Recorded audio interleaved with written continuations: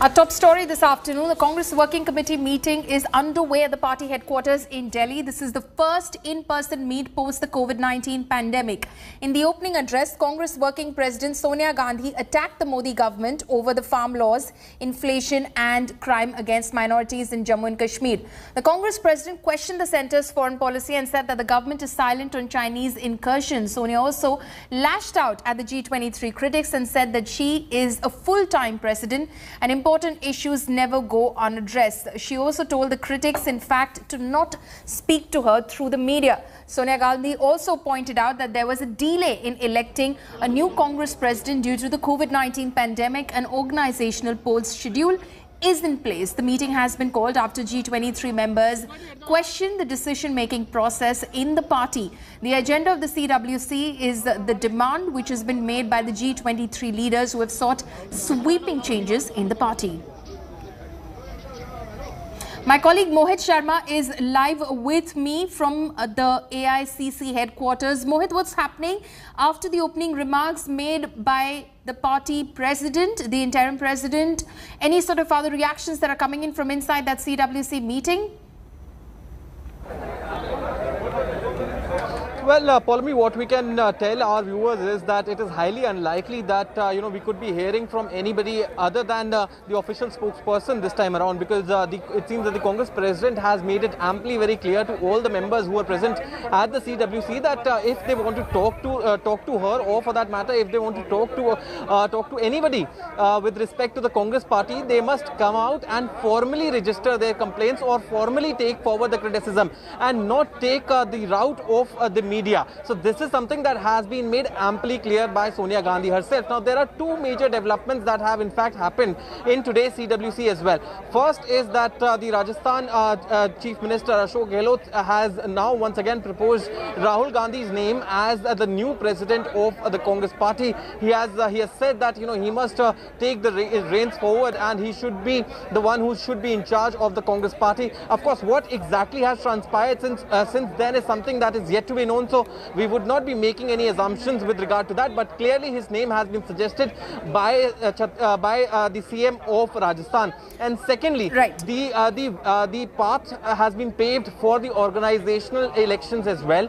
What we are learning is that from November onwards, from the next month onwards till about September 2022 is when all the organizational elections will conclude, and it would be a magnanimous task which would be completed by the Congress party. So two things which were the agenda have been discussed. First is the upcoming elections and how to go about it, what should be the agenda, the organizational structure and the election with respect to that as well. And finally, what we can tell our viewers is that the Rajasthan CM has proposed Rahul Absolutely. Gandhi's So name two in key this things meeting. that have at least come out of that meeting after Sonia Gandhi's opening remarks are that there is a schedule in place for organizational elections within the party, but as far as the president's position is concerned, already voices emerging from inside that AICC headquarters that Rahul Gandhi should take over the mantle again. Mohit, thank you so much for those details.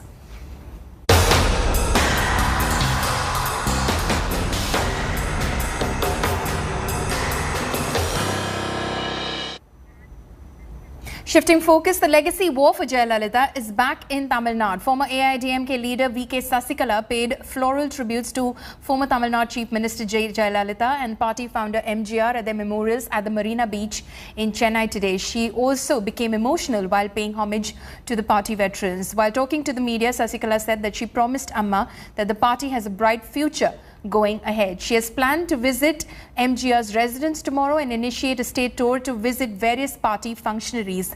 The face of Tamil Nadu politics changed in 2016 when Jayalalithaa passed away, putting OPS in the Chief Minister's chair. 24 days after Jaya's death, Sasikala was named the General Secretary of the AIADMK. On February 5th, the O Paneerselvam stepped down in support of Sasikala, and just 2 days later, he declared an open war on Sasikala, triggering his expulsion from the party.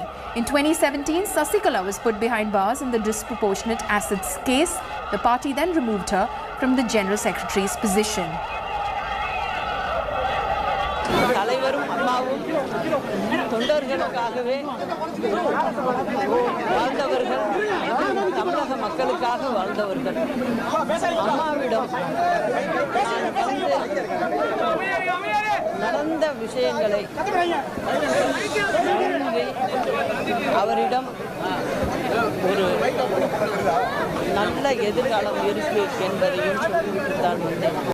I feel watching the visuals of Sasikala madam at MGR and Amma Samadhi goes to show that she enjoys a certain amount of support from a cadre base of AIADMK, and in a democracy anybody is allowed to go anywhere, and I think this is her political comeback, so to speak, and she wants to take reins of the party of AIADMK, with whose leader she shared a very deep friendship.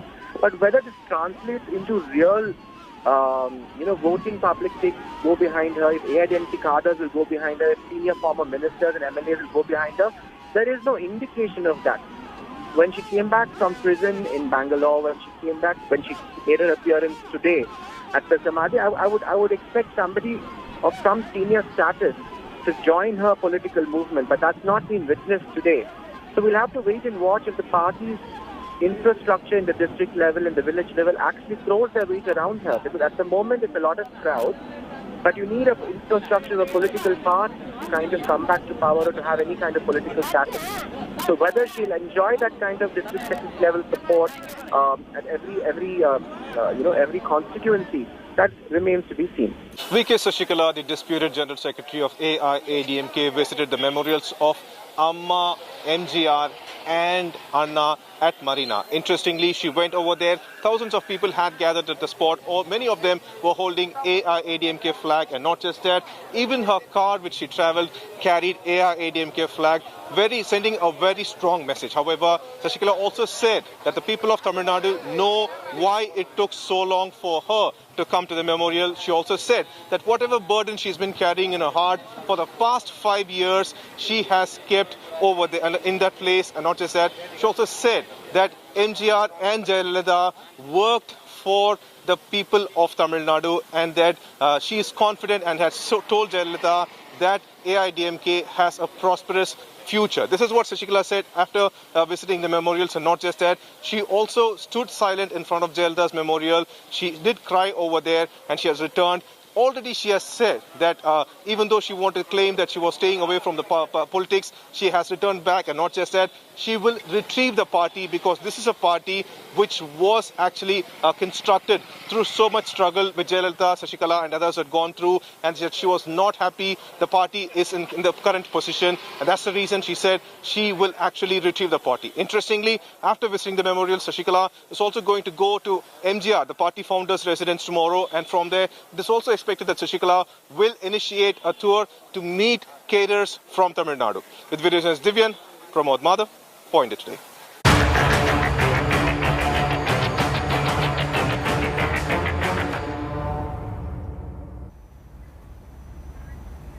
Now, cops have arrested an accused in the Singhu border murder case. After the brutal killing of 35-year-old Lagbir Singh at the Singhu border, the police have arrested accused Sarabjit Singh, who surrendered before the cops and took responsibility for the murder. The accused will be produced in court today after a medical test. Yesterday, a high-level meet was called by Home Minister Amit Shah and Haryana Chief Minister, along with Haryana DGP and Home Secretary, after the gruesome murder during the wee hours of October 15.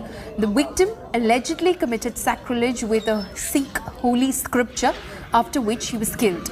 The matter has also reached the Supreme Court as a petition has been filed seeking removal of protesting farmers from Singhu border after the chilling murder of the 35-year-old. This is not the first time when such a violent incident has taken place at the protesting sites.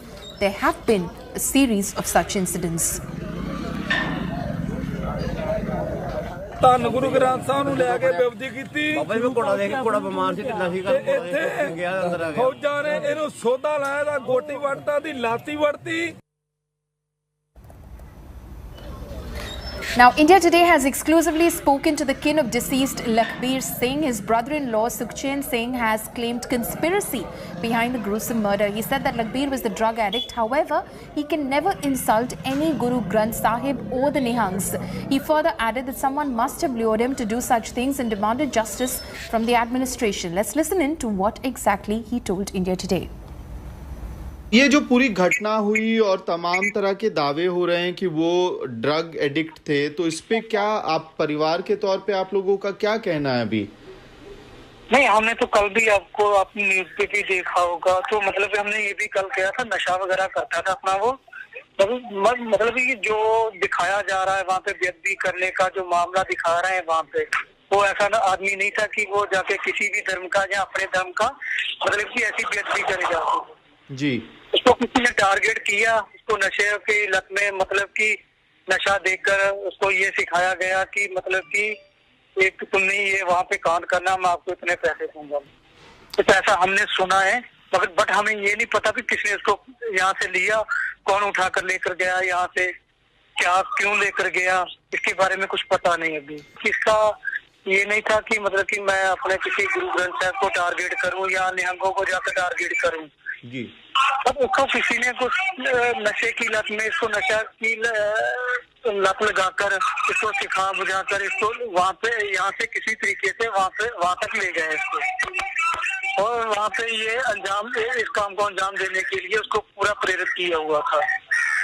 ऐसा आप लोगों को क्यों लग रहा है कि इस तरह का कोई कॉन्स्पिरेसी कर रहा था, कोई इनको फंसाना चाह रहा था?